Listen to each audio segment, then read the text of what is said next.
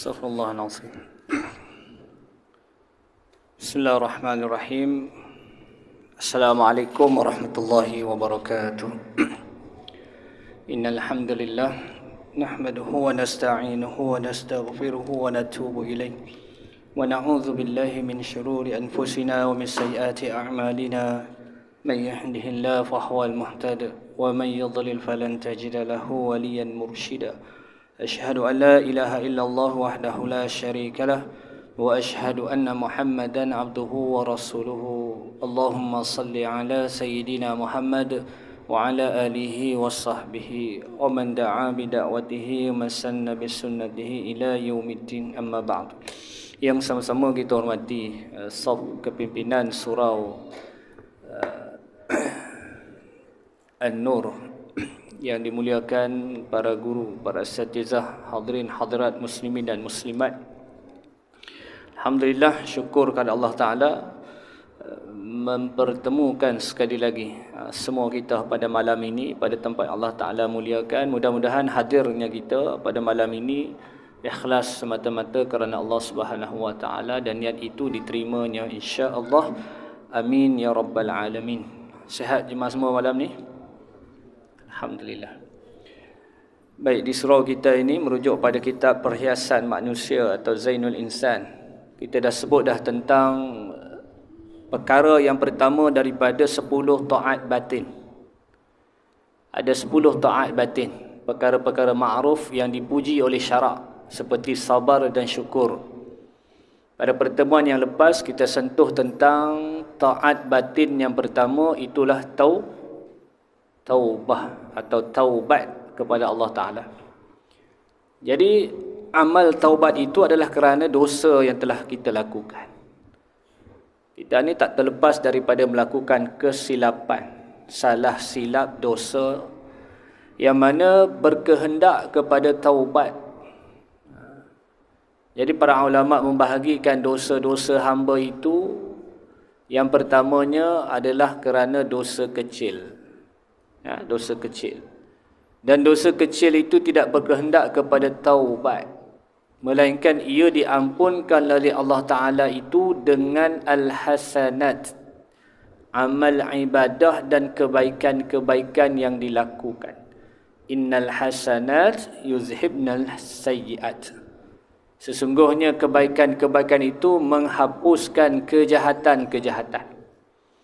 Selagi mana kesalahan kecil itu, atau kita kata dosa kecil itu tidak berlaku dan diperbesarkan sehingga ia menjadi dosa besar. Dosa kecil itu boleh menjadi dosa besar. Yang pertamanya adalah apabila seseorang itu menganggap dosa kecil itu adalah biasa sahaja. Kita dengar khutbah 2 minggu lepas berkenaan dengan normalisasi dosa, kan? Benda yang hukumnya jelasnya haram, tapi bagi kita tak apalah, biasalah. Ini zaman sekarang. Contoh paling dekat yang ada dengan kita, tak terkecuali saya dan tuan-tuan, ialah handphone kita ni. Betul tak? Apa yang tak haram dalam handphone ni yang kita tengok, dan apa yang tak boleh, banyak. Tapi kita kata nak buat macam mana? Benda ni dah jadi keperluan, tak boleh nak elak dah. Nampak jugalah, ke tak nampak langsung? Tuan-tuan pakai filter? Tak ada filter, tuan-tuan. Ialah kadang-kadang lalu dalam keadaan aurat yang tak sempurna, dalam keadaan cakap benda yang tak elok, ceramah pumpang-pumpang ni, cerita tentang orang ni, cerita tentang keburukan orang tu, kan tak elok lah tu. Tetapi kalau kesalahan-kesalahan itu tidak dijadikan kebiasaan, jadi bila tengok tu segera tinggallah. Istilah sekarang dia apa? Lalu swat. Dia tak mau tengok. Jadi kalau dia biasakan atau disebut hari ini dengan istilah normalisasikan dosa itu, dia boleh jadi dosa besar. Itu maksud yang pertama. Seseorang menganggap dosa kecil itu adalah biasa.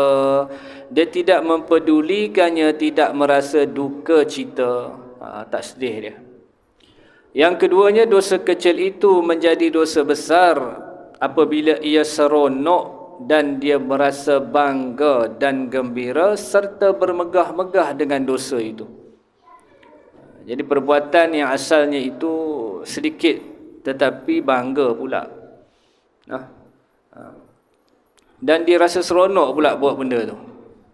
Seperti apa contohnya? Melihat pada perkara yang haram itu mungkin kadang-kadang terlihat.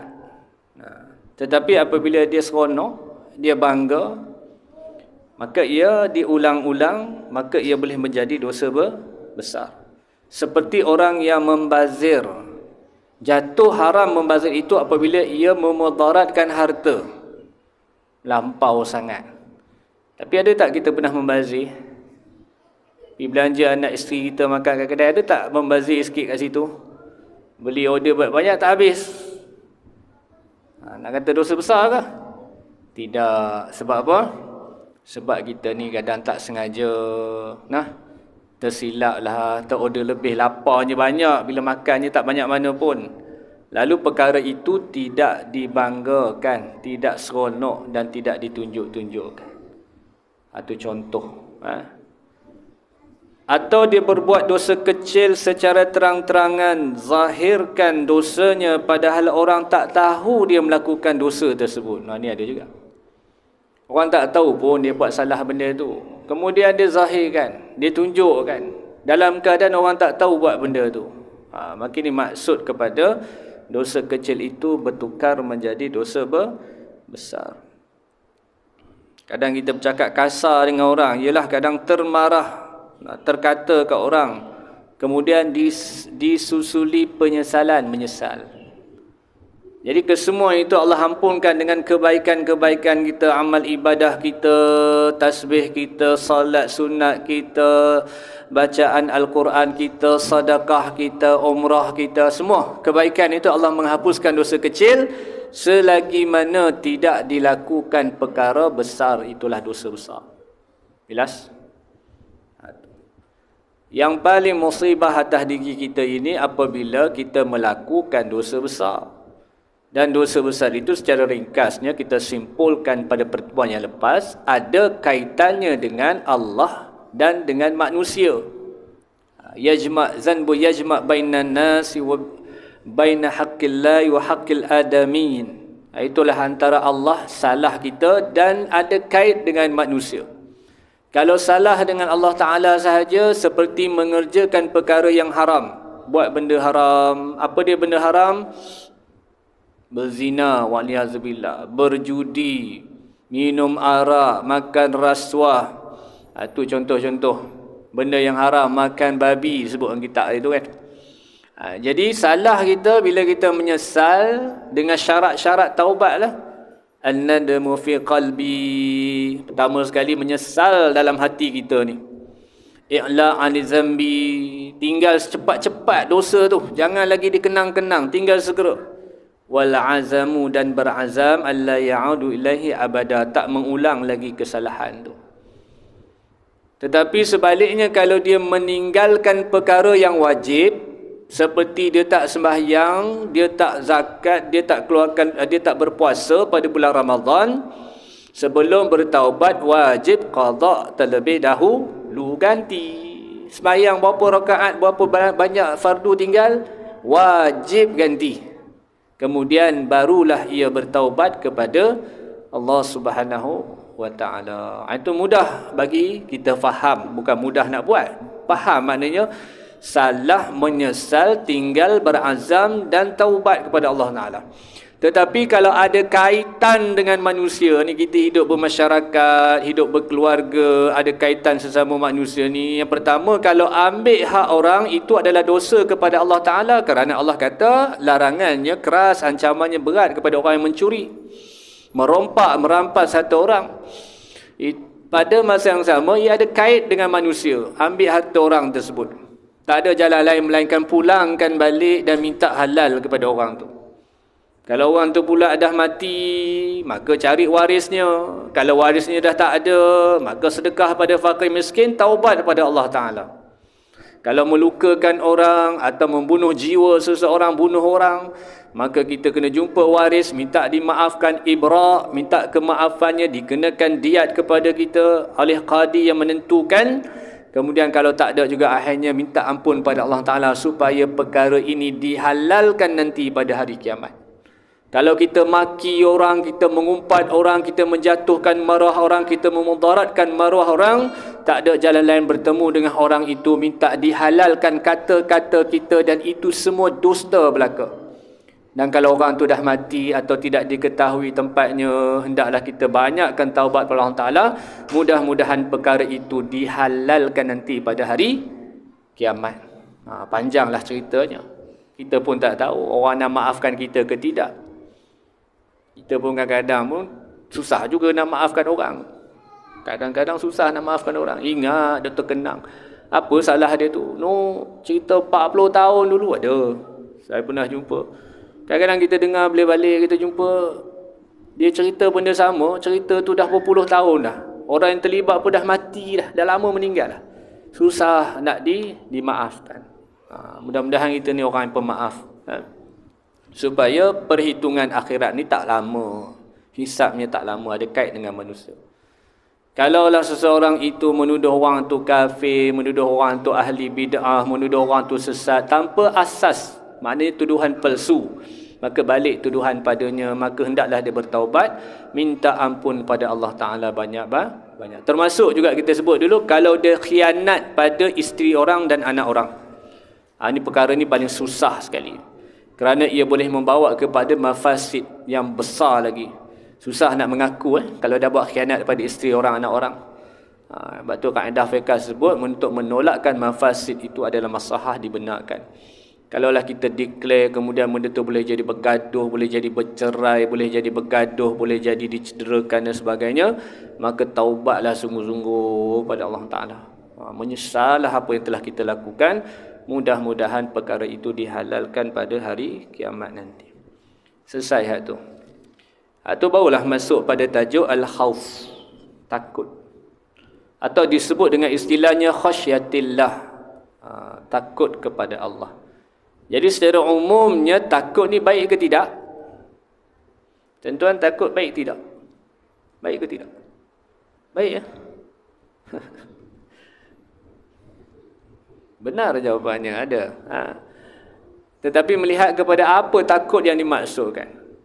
Ada orang takut dari segi biasanya takut perasaan pedih hati, kata ulama ni. Takut ni pedih hati, cemas, gementar, atau disebabkan kebencian kepada seseorang. Dia boleh jadi takut loh. Itu takut pada makhluk. Kalau kita tengok, saya baca itu tengoklah tadi. Ada jenis takut ni disebut dengan istilah fobia ni. Ada orang takut tempat tinggi, dah. Ada orang takut tempat gelap. Ada orang takut, bahkan ada yang takut kalau biasa, takut tak kalau belon ni ditiup ni dia pecah, tuan-tuan. Tiup makin besar. Dia tak boleh benda tu. Kalau bagi dia suka nikah main tiup belon tu, dia tak boleh. Dia fobia belon tu. Agak waktu kecil dia kena kot sekali dua, dia pun tak tahu dia kena. Jadi dia fobia sampai tua, dia takut main belon. Ada. Tu nak cerita takut tu tabiat kita lah, manusia kan. Memang takut. Tetapi takut yang dipuji dalam agama atau dipuji oleh syarak, itulah dia khasyatillah, takut kepada Allah. Bahkan Nabi Muhammad sallallahu alaihi wasallam, nanti kita baca hadis dia, juga adalah takut. Dan dia sendiri, baginda sendiri declare dia orang yang paling takut sekali. Takut bagaimana? Apa yang dimaksudkan dengan takut akan Allah itu? Ingat istilah dia, al-khawfu. Apa dia? Al-khawfu, atau disebut khasyatillah, takut kepada Allah. Takut akan Allah ataupun al-khawfu itu ialah hati rasa gementar. Ni takut kepada Allah, hati ini gementar dan hati ini rasa kecut terhadap kebesaran dan kekuasaan Allah Subhanahu wa ta'ala. Rasa kecut, rasa gementar terhadap kebesaran Allah Subhanahu wa ta'ala. serta hati ini rasa takut akan kemurkaan Allah Ta'ala. Ada ta'rif. Itu definisi kepada al-khauf. Beza dengan makhluk. Kalau kita takut dengan makhluk, dia takutlah gementar, rasa tu ada. Cumanya makin jauh dengan makhluk. Macam kita kalau jalan-jalan, terserempak dengan binatang yang kita takut. Ular ke. Bukan kata ular tu akan cicak pun takut. Lipas pun takut. Ada takut. Lagi lalu lagi. Melompat lagi. Dia takut tuan-tuan. Nak cerita rimau tak payah. Kalau seorang tu takut tikus. Tikus saya tak mau sebut nama tikus saya. Kecil hati dengan tikus tuan-tuan. Dia gigit wayar kereta saya. Sadai kat bengkel. Nak maafkan tikus ke? Maafkan tuan rumah tak jaga kebersihan rumah, tikus banyak. Dia gigit wayar saya tuan. Sadai bengkel ni. Tak selesai lagi. Dia part tu tukar dekat 900 lebih. Saja sharing. Kita takut binatang tu, kita larilah, takkan kita makin dekat. Tapi beza dengan takut kepada Allah, takut akan kebesarannya, takut akan murkanya Allah Ta'ala, maka hampirlah ia kepada Tuhannya. Itu beza. Apa yang mendorong rasa takut akan Allah itu? Apa dia yang menyebabkan? Dia ada beza. Israr itu yang menghalangkan takut Allah Ta'ala dengan perkara yang mendorong seseorang takut kepada al-khawf kepada Allah. Perkara yang mendorong itu ialah iman kepada Allah Subhanahu wa Ta'ala. Jadi terbitnya takut kepada Allah ini daripada iman. Jadi orang yang beriman itu dia takut kepada Allah Ta'ala. Kalau takut kepada Allah Ta'ala itu tanda orang beriman. Al-iman apa dia? Tasdiq bil qalbi wal iqrar bil lisani wal amalu bil arkan atau bil jawarih. Itu di sisi Ahlus Sunnah wal Jamaah. Iman itu membenarkan dengan hati, melafazkan dengan lidah atau lisannya, dan beramal dengan perbuatannya. Sembahyang, puasa, haji, zakat. Jadi iman ni kena jelas tarikh dia. Nanti anak tanya, ayah iman itu apa? Ayah boleh jawab iman tu secara mudah. Kita nak kata kat anak apa dia? 3 rukun besar ni. Jangan kita jawab pakai lagu pula. Iman tak dapat diwarisi nak. Tu je lah yang boleh. Lagu Raihan. Iman tak dapat diwarisi. Jadi iman tu apa? Kena mengaji iman tu apa.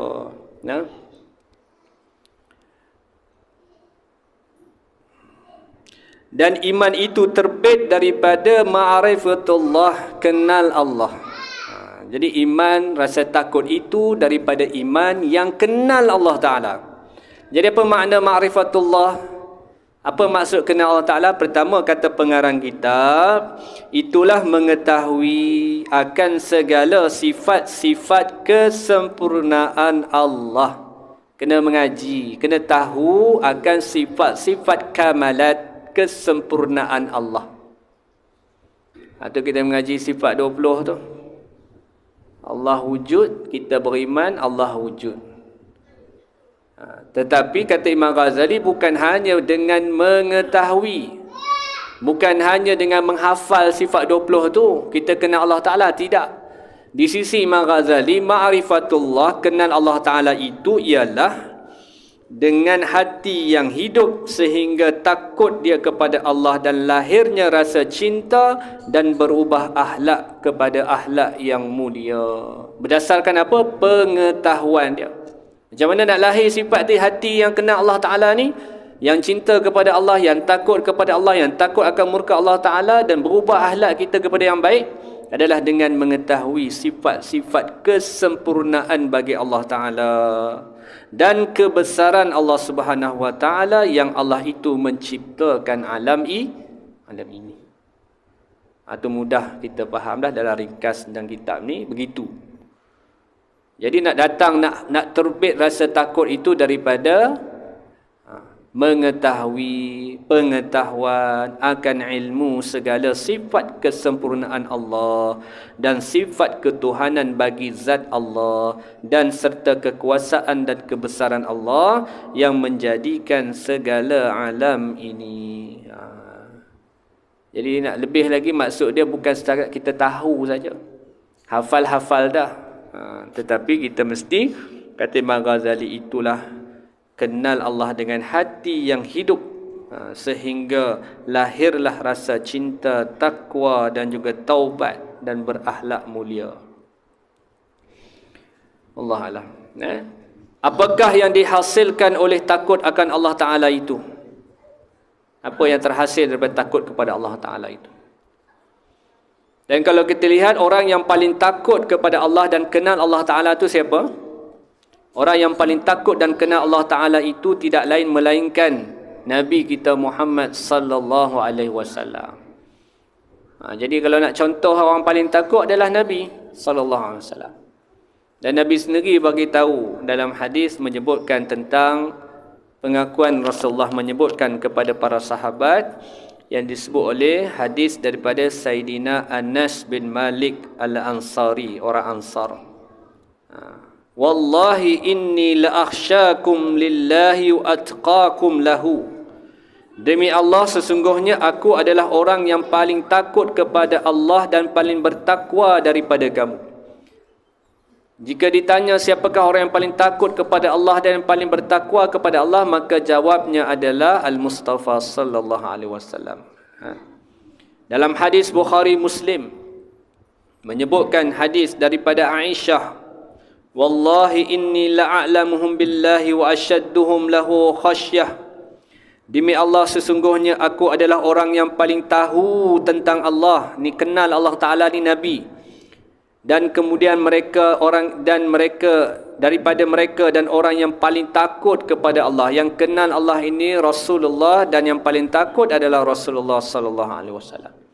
Dikuatkan dalam riwayat hadis yang lain yang disebutkan daripada Sayyidina Anas bin Malik, yaqulu jaa salasatu ruhdin ila buyuti azwajin nabi yas'aluna an ibadatin nabi falamma ukhbiru ka'annahum taqalluha faqalu wa aina nahnu minan nabi qad ghufira lahu ma taqaddama min dhanbihi wa ma ta'akhkhar. Qala ahaduhum amma ana fa inni usalli al-layla abada wa qala akhar ana asumu ad-dahra wa la uftir wa qala akhar ana a'tazilu an-nisa fala atazawwaju abada. Faja'a Rasulullah ilaihim faqala antum alladhi qultum kadha wa kadha ama wallahi inni la-akhshakum lillahi wa atqakum lahu lakinni asumu wa uftiru wa usalli wa arqudu wa atawazzaj an-nisa faman raghiba an sunnati falaysa minni. Ini kata Rasulullah SAW tentang takut kepada Allah Ta'ala. Kata Sayyidina Anas, 3 kumpulan datang ke rumah isteri-isteri Nabi sallallahu alaihi wasallam. Ini di kalangan sahabat. Jadi di sini menunjukkan bahawa yang kenal seorang yang paling rapat dengan kita isteri lah. Kalau orang nak kenal kita, sebenarnya yang paling kenal kita siapa? Ayah-ayah, isteri kita. Itulah yang paling jujur pengetahuan dia. Samalah juga. Kalau orang nak kenal isteri kita, siapa? Tanya suami dia.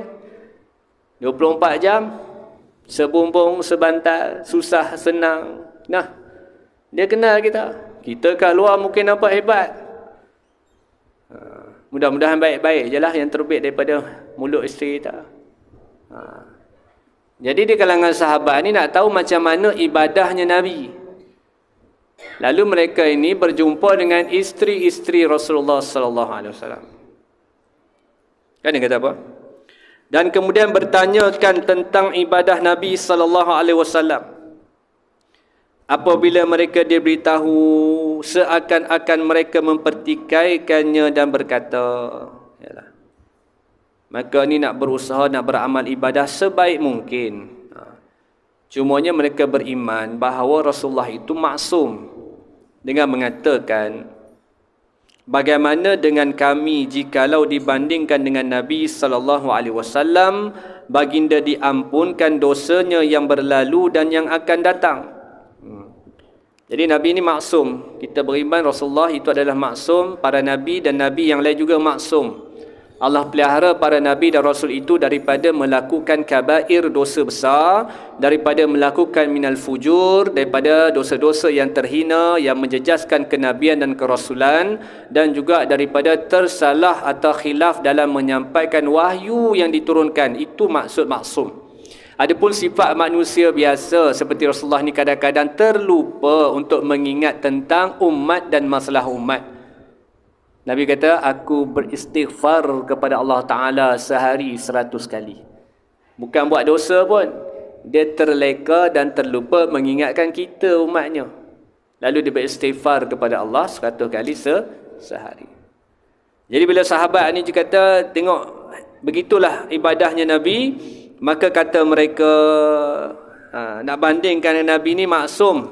Jadi para sahabat ni kata apa? Salah seorang daripada mereka mengatakan, adapun aku akan solat malam selama-lamanya. Dia kata apa? Ana fa inni usalli laili abada. Aku akan sembahyang malam ni selama-lamanya. Wa qala ahad, dan kata lagi yang lain, ana asumu dahra wala uftir. Aku akan berpuasa sepanjang tahun dan aku tidak akan berbuka. Nak menandingi ibadah, nak hebat dalam ibadah ni. Wa qala ahad, kata lagi yang lain, ana a'tazilun nisa fala atazawwaju abada. Aku akan menjauhkan diri daripada perempuan-perempuan dan aku tak akan berkahwin dengan perempuan. Dia tak mau kahwin. Ada golongan yang tak mau berkahwin sebab dia nak fokus pada ibadahnya. Jadi tiga kata-kata tiga orang ni.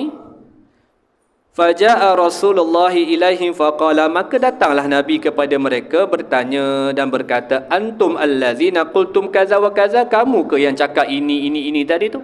Yang nak sembahyang malam selama-lamanya, yang nak puasa sepanjang tahun tak nak berbuka, yang nak jauhkan diri daripada perempuan dan tak nak berkahwin, kamu ke yang cakap ni?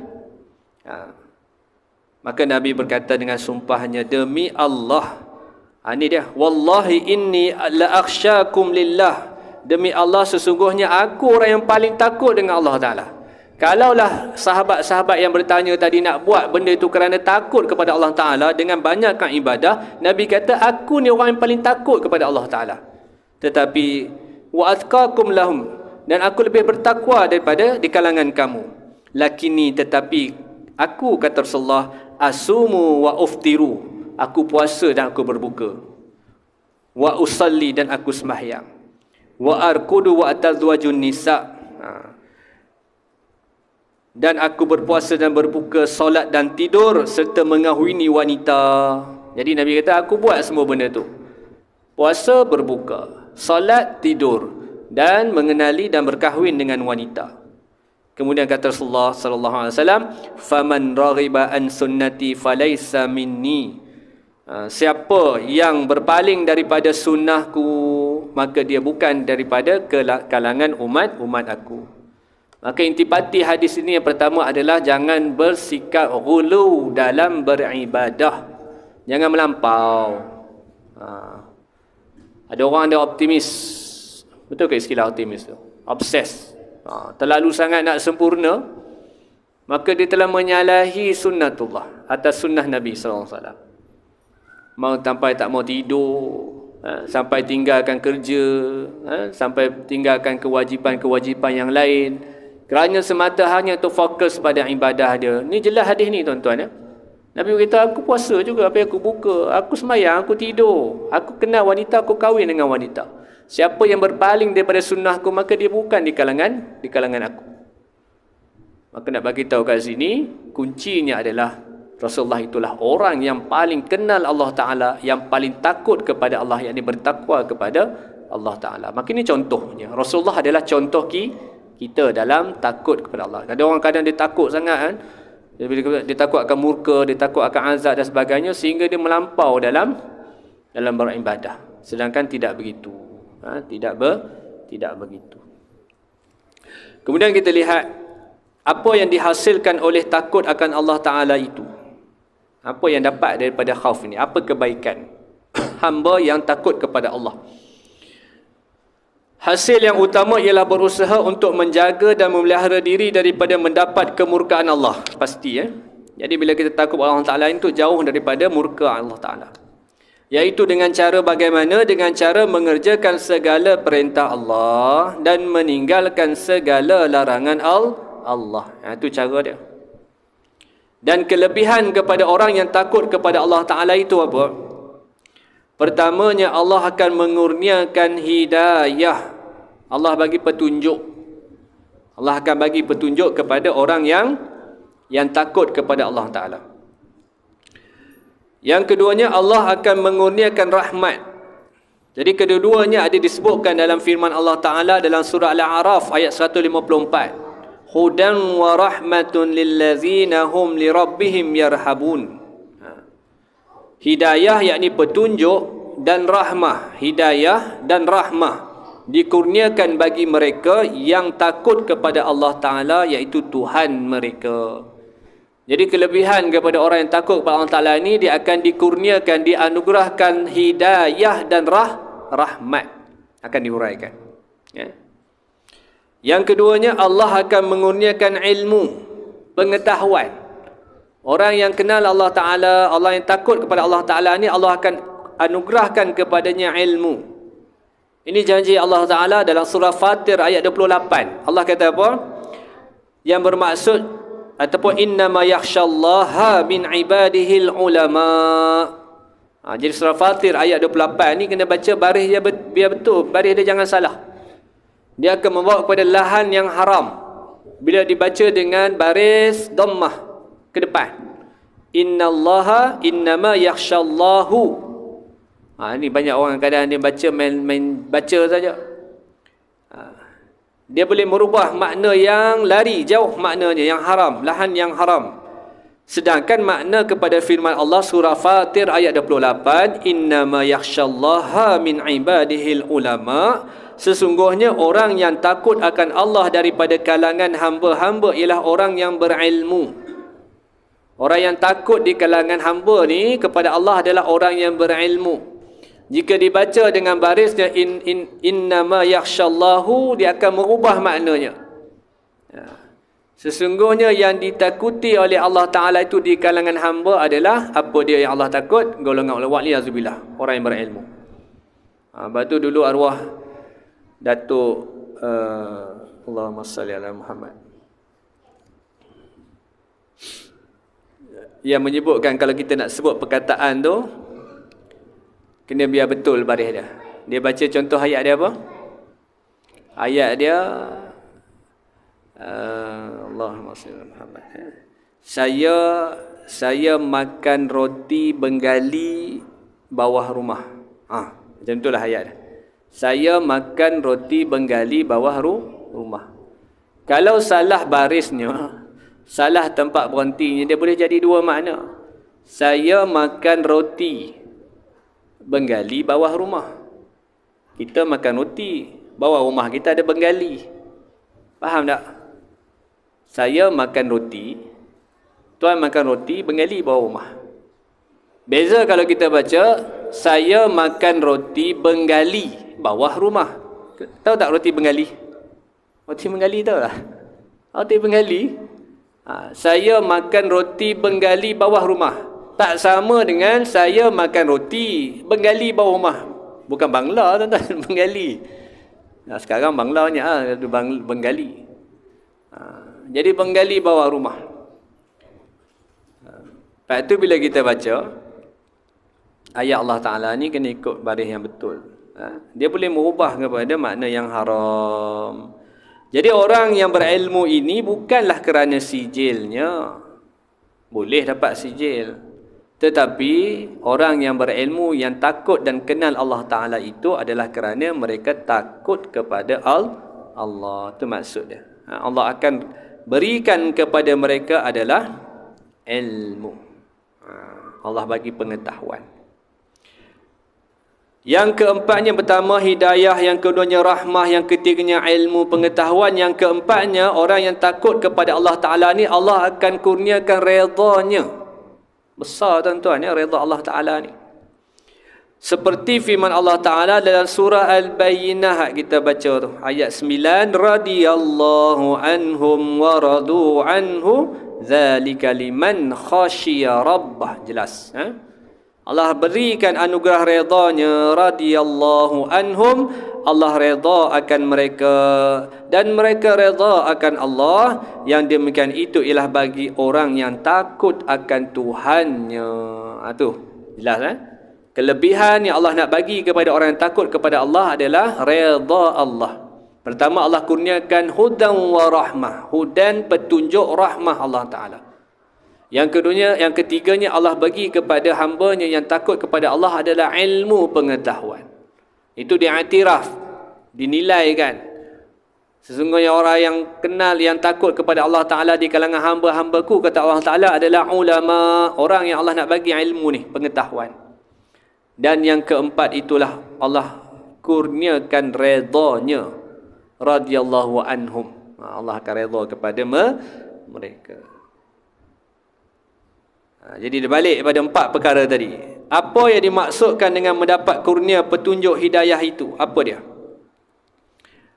Yang pertama, yang kata hidayah tadi tu ialah mendapat pimpinan dan bimbingan daripada Allah sehingga ia mendapat kemudahan dalam berbuat amal ibadah dan taat kepada Allah. Itu maksud Allah bagi dia hidayah. Dengan petunjuk yang sampai kepada itu, dia dapat beramal. Orang yang takut kepada Allah Ta'ala ini, Allah dah janji dah, hudan wa rahmah, hudan wa rahmatul lillazina hum li rabbihim yarhabun. Orang yang takut ni Allah bagi hudan. Jadi petunjuk ni untuk apa Allah bagi? Allah bagi petunjuk itu, pimpinan itu untuk ia mendapat kemudahan dalam berbuat kebaikan, amal ibadah dan taat kepada Allah. Itu maksud Allah bagi dia petunjuk. Apa yang dimaksudkan Allah bagi kurnia rahmat pula? Allah bagi kurnia rahmat kepada hamba-Nya. Untuk dia mendapat kurnia rahmat itu, ia mendapat belas kasihan daripada Allah, mendapat berkah daripada Allah, mendapat bahagia daripada Allah, dan mendapat faedah daripada Allah. Itu makna Allah kurniakan rahmat. Nak tak hidup macam tu? Hidup ni di bawah naungan Allah, kasih sayang Allah, kasihan daripada Allah, barakah daripada Allah, mendapat bahagia daripada Allah, dan mendapat kebaikan faedah daripada Allah. Hudan wa rahmah. Yang ketiganya yang dimaksudkan dengan mendapat kurnia ilmu itu apa? Mendapat kurnia ilmu itulah mendapat ilmu pengetahuan daripada Allah yang digunakan untuk berbuat amal ibadah dan taat kepada Allah, dan digunakan untuk perkara-perkara berkebajikan. Jadi dengan ilmu tadi kita dapat beramal ibadah, ada pengetahuan untuk kita beramal ibadah dan berbuat kebajikan. Kemudian disebut yang dimaksudkan dengan mendapat redha Allah pula apa? Radiyallahu anhum wa radu an. Apa dia? Mendapat redha Allah Ta'ala itu ialah Allah menerima dengan kesukaan. Allah terima amalnya, Allah suka. Yang dijanjikan oleh Allah, orang yang takut akan Allah, ialah syurga. Balasan akhirnya yang dijanjikan oleh Allah Ta'ala kepada orang yang takut kepadanya adalah syurga. Apa hujah, apa dalilnya? Allah berfirman dalam surah An-Nazi'at ayat 41-42. Allah berfirman yang berbunyi, wa amma man khafa maqama rabbih wa nahan nafsa anil hawa fa innal jannata hiyal ma'wa. Adapun orang yang takut akan Allah dengan segala kebesarannya dan menegah dirinya daripada kehendak hawa nafsunya, maka syurgalah tempat terbaik, tempat kediamannya. Itu balasan Allah bagi syurga. Dalam surah Ar-Rahman ayat 46, waliman khafa maqama rabbih jannatan. Bagi orang yang takut akan Allah dengan segala kebesarannya ialah 2 syurga. Jadi maksud 2 syurga dalam tafsir kata apa? Pertamanya, dia takut tu bukan sebab apa? Dia takut kerana daripada buat dosa. Maka Allah bagi dia dua syurga. Dua syurga di sisi para ulama tafsir. Pertama kata syurga yang pertama adalah dikira dia diberikan kerana ia meninggalkan dosa. Dan syurga yang kedua diberikan kepada dia kerana berlaku taat. Dua syurga, jannatan. Atau disebut dalam tafsir yang lain, dua syurga ini, yang pertama syurga yang pertama dipenuhi dengan pokok-pokok yang rimbun, dan yang keduanya syurga yang dipenuhi dengan sungai-sungai dan taman. Kepada siapa Allah nak bagi ni? Dalam surah Rahman ayat 46, waliman khafa, kepada mereka yang takut kepada Allah Taala, maka Allah bagi dia jannatani, dua syurga. Inilah kelebihan tuan-tuan yang boleh kita sebut sedikit sebanyak pada malam ini tentang khauf ataupun khasyatillah, takut kepada Allah Subhanahu wa taala. Hanya perbahasan ni masih ada lagi sedikit yang kita boleh tambah.